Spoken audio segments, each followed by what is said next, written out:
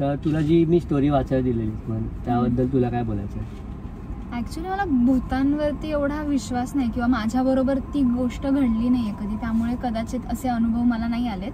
पण जेव्हा ती स्टोरी वाचत होती तेव्हा मला असं जाणवलं की नाही, खरंच लोकांबरोबर अशा गोष्टी होत आहेत, म्हणजे खऱ्या असतील. तर अशीच आता आपल्या सबस्क्रायबरचीच मी एक स्टोरी वाचली होती, तर ती मला सांगायला आवडेल तुला. तर जो आपला सबस्क्रायबर आहे त्यांच्या शेजारी घडलेली घटना आहे.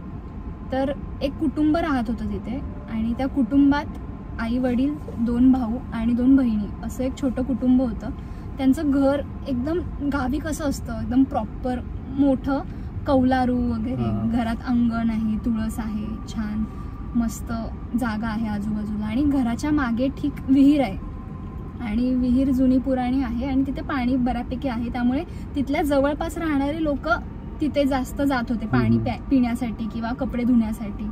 तर चांगलं होतं ते घर त्यांचं आणि घराची परिस्थिती थोडीशी बेताची होती किंवा हालाकीची म्हणू शकतोस, वाईट परिस्थिती होती. कारण त्या घरात कमवणारं असं कोणी नव्हतं, कारण वडील हे आजारी असल्यामुळे ते कमवत नव्हते आणि घराची जबाबदारी ही मोठ्या मुलाकडे, आपले जसं आपण मोठा मुलगा कमवतो असतो तसं त्यांचं नव्हतं. कारण त्यांचा मोठा मुलगा प्रॉपर म्हणजे व्यसनात गेला होता पूर्ण, म्हणजे दारू प्यायचा, सिगरेट, मारझूड, शिव्यागाळ करणं वगैरे या सगळ्यात ते काम करत होता. त्यामुळे त्यांच्या घरात वातावरण फारच घाण होतं. त्यामुळे पूर्ण फॅमिलीची जबाबदारी ही त्या मुलीवर आली होती, मोठ्या बहिणीवर आली होती. तर ते सांभाळण्यासाठी ती मच्छी वगैरे विकून घराचं रोजगार करत होती. पण त्याने एवढं काही कमाई होत नव्हती, पण कसे तसे दिवस ढकलत होती पुढे पुढे. घरचं शिक्षण वगैरे, मुलांचं, लहान मुलं होती, म्हणजे बहीण भाऊ तिला, तर त्यांना सांभाळत होती, वडिलांचं वगैरे सगळं बघत होती व्यवस्थित. तर हे करत असताना तो मोठा भाऊ घरी येऊन परत तेच डेलीचं रुटीन झालं होतं की पैसे द्या मला दारू प्यायची, सिगरेट वगैरे जे काही त्याचं जे रुटीन असायचं, असे बरेच वर्ष होत होतं आणि ती सहन करत होती, त्यांची फॅमिलीच सहन करत होती ते सगळं. आणि जसं जसं वय सरत गेलं तिचं, ती वयात आली प्रॉपर आणि मग घरच्यांनी ठरवलं की आता आपली जी मोठी मुलगी आहे ती वयात आली, तर आपण हिचं लग्न लावून टाकू किंवा लग्न करूयात हिचं.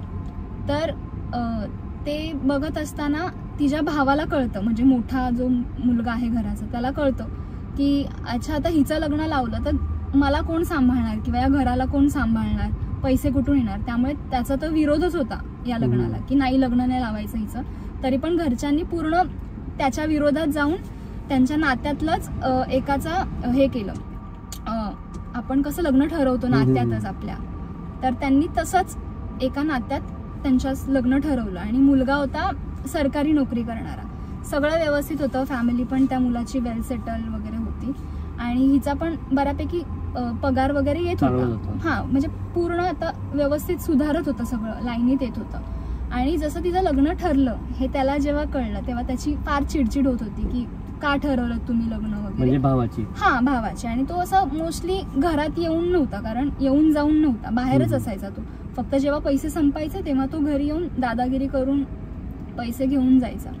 तर लग्न ठरतं, सगळं व्यवस्थित होतं आणि जशी लग्नाची तारीख जवळ येते, आता लग्नाच्या आदल्या दिवशी म्हणजे हळदीच्या रात्री हळद झाली व्यवस्थित, सगळे जेवून वगैरे गेले आणि काही आपण बोलतो ना, काही लोकांना सांगायचं राहतं किंवा ते लग्न अचानक घाईघाईत ठेवलं होतं, कारण ह्यांचा मोठा मुलगा अडचणी आणत होता त्यांच्या लग्नात फार, की नको करायला, म्हणून त्यांनी ना घाईघाईत सगळे अरेंजमेंट केलेली. त्यामुळे बरेच लोक हे राहिलेली इन्व्हिटेशन द्यायचे. तर त्यांनी ठरवलं की आपण जे उरलेले आहेत इन्व्हिटेशन द्यायचं त्यांना आपण देऊन येऊया गावात वगैरे. तर त्यांची म्हणजे सगळी अर्धी फॅमिली तर लग्नाच्या ह्याच्यात होती आणि आई वडील दोघं बाहेर पडले लग्नपत्रिका घेऊन लोकांना सांगायला की लग्नाला या वगैरे उद्या.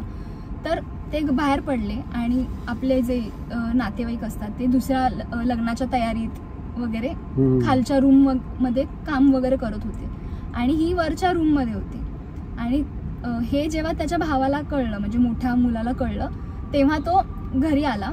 तिला मारझोड केली त्याने एकटी बघून आणि तिला शिवीगाळ केली, सगळं केलं, मारझोड वगैरे सगळं झालं आणि घरातले सगळे पैसे घेऊन, दागिने घेऊन तो निघून गेला आणि हे सगळा धक्का ती पचवूच शकली नाही. तिला असं वाटलं की आता माझे आई वडील माझं लग्न कसं करतील, सगळा पैसा घेऊन गेला, हा दागिने घेऊन गेला, आता दागिनेच नसतील तर माझी आई माझ्या लग्नात काय माझ्या अंगावर चढवणार वगैरे. तर त्याच्यात ती एवढी इमोशनल झाली, रडून थकली आणि नंतर तिने डिसाईड केलं की मी आता जाईन म्हणून ती घराच्या मागे गेली आणि विहिरीत तिने उडी मारून स्वतःला संपवलं, जीव दिला तिने. तर ही गोष्ट घडली आणि नंतर जेव्हा त्यांच्या दुसऱ्या दिवशी वगैरे लोकांनी बघितलं की अरे नवरीच नाहीये, नवरी मुलगी कुठे, तर बोंबाबोंब सुरू झाली. आणि मग मोठा भाऊ आला आणि मग त्याने अजून बोंबाबोंब सुरू केली की हा तुझी मुलगी पळून गेली, तुला न सांग, हा मुद्दाम आग लावायला की तुझी मुलगी पळून गेली कोणाबरोबर तरी, पैसे घेऊन गेली, दागिने घेऊन गेली, सगळं घेऊन गेली. तर हे त्यांच्या आई वडिलांना असं पचतच नव्हतं की अरे आपली मुलगी सोडून कशी जाऊ शकते आपल्याला, असं लग्नाच्या आदल्या दिवशी कशी पळून जाऊ शकते, आपली इज्जत कशी घालवू शकते. तर हे म्हणजे तिथल्या लोकांना पण ऑब्व्हियसली कोणी पळून गेलं तर लोक लगेच नावं ठेवतात की आई वडिलांवरच जातात वगैरे. तर तिथे फार तमाशा झाला आणि नंतर मग नवऱ्याकडच्या साईडने पण खूप इश्यूज झाले की काय तुमची मुलगी वगैरे, आई वडिलांनाच ते होतच आणि आई वडिलांनाच बोलून ते लग्न वगैरे मोडलं, निघून गेले सगळे. आणि आई वडील त्याच झोनमध्ये होते की आपला मोठा मुलगा असा निघालाय आणि आता लहान म्हणजे मोठी मुलगी पण आपली अशीच आपल्याला न सांगता आपली पर्वा न करता कुठेतरी निघून गेली पैसे आणि दागिने घेऊन. तर ते त्याच ह्याच्यात होते की जाऊ दे आता गेली आपली मुलगी आपल्याला सोडून वगैरे. आणि कट टू नेक्स्ट डे त्यांच्या घरातले म्हणजे जे तिची मावशी वगैरे असेल आणि आई, ते दोघं मागे विहिरीजवळ कपडे धुवायला गेलेले. तर तेव्हा पाण्यात बादली टाकायला आपण ते विहिरीला असतं ना ते, त्याला पाणी काढण्याचं जे चक्र असतं, हा काढणं, तर ते काढताना त्यांना दिसलं की आपल्या मुलीची बॉडी पाण्यात आहे आणि ती तरंगते. तेव्हा ती ओरडली की अरे ही इकडे वगैरे वगैरे, अशी तिने आत्महत्या केली. मग परत तेच की आपली मुलगी पळून नाही गेली, हिने आत्महत्या केली वगैरे वगैरे. आणि परत ती रडारड सुरू झाली. मग प्रॉपर मग तिचा अंत्यसंस्कार वगैरे झाले व्यवस्थित. पण तिथे असं काही म्हणजे सतत तिचा वास दिसत होता लोकांना. म्हणजे मी काय म्हणाली सुरुवातीला की तिथे लोक जायची पाणी भरायला. तर सीन असा झाला की काही दिवस गेले आणि लोकांना मग तिकडे जाणारे लोक जे पाणी काढत होते त्यांना ना तिचा भास जाणवायचा. आणि मग तिथे ना बरेच स्वतःहून जाऊन बरेच लोक आत्महत्या करत होते, मुलं, लहान मुलं, बायका वगैरे. तर ते लोकांना कळलं की इथे फारच जास्त लोक जीव देत आहेत किंवा आत्महत्या करतायत गावच्या लोकांना. हा, आणि त्यांना विश्वास बसला की हिची आत्मा इथेच भटकते अशी गोल गोल किंवा जे काही असेल. आणि मग त्यांनी डिसाईड केलं की ही विहीर आपण झाकून ठेवूयात लोखंडी ह्याने, जास्त माहित नाही मला, ते सर्कल असतं त्या पूर्ण ह्याला झाकून ठेवायचं. आणि ती ज्यांना पाण्याची गरज आहे त्यांनी ते झाकून सरकून तुम्ही तिथून पाणी काढून घेऊ शकता असं होतं. तर तिथे बरेच वर्ष अशी लोक जात होती आणि पाणी जसं लागेल तसं काढून वगैरे घेत होते. पण तिथे ठरलेलं की तिकडे जाऊन कोणी हे नाही करायचं, कारण तिथे आत्मा आहे असं त्यांना भास व्हायचा आणि लोक करायची पण. भीती होती, हा भीती पण होती. आणि हे होऊ नये म्हणून ती खबरदारी घेतली ना की ती जाळी लावून घेतली. पण ती जाळी अशी होती की ती रिमुवेबल होती की तुम्ही सरकून तुम्ही हे करू शकता वगैरे. तर असेच काही वर्ष निघून गेले होते. आणि नंतर एक लहान मुलं असतात ना, ते क्रिकेट खेळण्यासाठी त्या साईडला गेले, कारण तिकडे जागा पण प्रशस्त होती की तिकडे जाऊन तुम्ही व्यवस्थित खेळू वगैरे शकता आणि मुलांना असते तशी मजा मस्ती करायची. तर ते खेळत होते आणि खेळून झाल्यानंतर भूक लागली त्यांना आणि ते जेवायला बसले. आणि बरोबर विहिरीच्याच त्या साईडला थोडंसं बसले आणि मुलांची मस्करी असते ना, मुलांची टवाळकी वगैरे करणं. तर त्यातला एक मुलगा उठला आणि त्या विहिरीच्या कठड्यावर बसला आणि तो मस्करी करायला लागला की अरे मी ऐकलं होतं की इथे कोणीतरी जीव दिला होता वगैरे वगैरे. तर त्याचे मित्र बोलत होते अरे नको करूस नको करूस. तर तो मुलगा अरे काय नाही रे, भूत वगैरे असं काही नसतं. आणि दर याच्यामध्ये असतोच असा मित्र, एक असतोच मस्तीखोर की तो असा उंगली करणारच कोणाला तरी.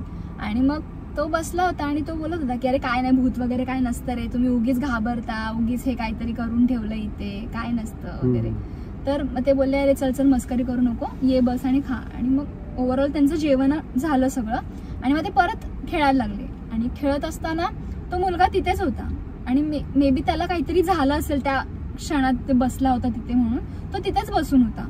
आणि त्याला मित्र बोलवत होते, अरे ये खेळायला ये खेळायला. तो म्हणला हा येतो तुम्ही जा, तुम्ही खेळा. आणि तो उठलाच नाही तिथून आणि तिथेच बसून होता. त्याला काही सुचत नव्हतं आणि त्याला बोलवतात लोक, अरे ये ये, ऐकत नव्हता, नुसता येतो. आणि मग थोडा वेळ गेला असाच आणि मग तो मित्रांना बोलायला लागला, अरे तुम्ही मला बोलवताय का? तर मित्र बोलले नाही. मग मला आवाज कुठून येतोय माझ्या नावाचा? तर ते बोलले ना आम्ही नाही बोलवत आहे. अरे नाही, मला ही विहीर बोलवतेय. तर मित्रांना परत तेच वाटलं की अरे मस्करी नको करूस रे, ये पटकन खेळायला, गपरा. तर तो बोलला की नाही अरे मला विहीर बोलवते, मला पाणी बोलवतंय. तर मित्रांनी काय लक्षात दिलं नाही नंतर. आणि मग कट्टू नंतर त्या मुलाने ती जाळी सरकवली आणि त्या जाळीत उडी मारली. आणि उडी मारल्यानंतर तिथली मुलं घाबरली, अरे ह्याने काय केलं, उडी मारली. म्हणून ते बाहेर गेले पळत पळत लोकांना बोलवायला. आणि लोक जमेपर्यंत तो मुलगा गेला, म्हणजे मेलाच पूर्ण. मग तेव्हा गावकऱ्यांना कळलं की नाही, हे काहीतरी खूप भयानक आहे आणि हे नको व्हायला यापुढे. म्हणून त्यांनी खूप मोठा डिसिजन घेतला की त्यांनी ती विहीर पूर्ण बुजवायचा निर्णय घेतला की नकोच, हे काहीच नको, ही बुजवलेलीच बरी आणि इथे कोणी फिरकायचंही नाही, असा रूल बनवला की इथे कोणी फिरकायलाही नको. आणि नंतर काय केलं असेल त्यांनी, पूजा वगैरे तिथं शांत होण्यासाठी. असं म्हणतात की तिची आत्मा आहे ना अजून तृप्त नाहीये, कारण तिने हळद अंगाला लागले आणि त्याच ह्याने ती जीव दिलाय तिने. त्यामुळे तिची आत्मा संतुष्ट नाहीये, ती अजून भटकतेच आहे इकडे तिकडे. मे बी तिला न्याय मिळाला नसेल किंवा जे काही असेल, तर त्या ह्याने ती त्याच वयाच्या लोकांना पकडतीये की जी वयाने लहान असतील आणि मुली, स्पेशली बायका पण. तर आणि ती आत्महत्या करायला लावते. भले तुझी इच्छा नसेल, तू तिकडून जातही असशील ना, तरी पण ती बोलवते, ती विहीर बोलवते आपल्याला की ये माझ्याकडे, माझ्या आत ये. मग ते लोक असेच जात होते जीव द्यायला. तर मग ते एक गावकऱ्यांनी ठरवलं की आता ह्या विहिरीकडे जायचंच नाही, फिरकायचंच नाही, आणि बुजवली विहीर. सो ही अशी स्टोरी होती, ती आपल्या सबस्क्रायबरने सजेस्ट केलेली आपल्याला. तर मित्रांनो, तुमच्याकडे पण असे जर स्टोरीज असतील तर आमच्या जे डिस्क्रिप्शन बॉक्समध्ये मेल ID दिला आहे त्यावरती तुम्ही तुमची स्टोरी पाठवू शकता, किंवा इंस्टाग्रामवरती तुम्ही मेसेज करून तुमची स्टोरी पाठवू शकता. जर तुम्हाला असा कॉन्टेंट आवडत असेल तर चॅनलला नक्कीच सबस्क्राईब करायला विसरू नका.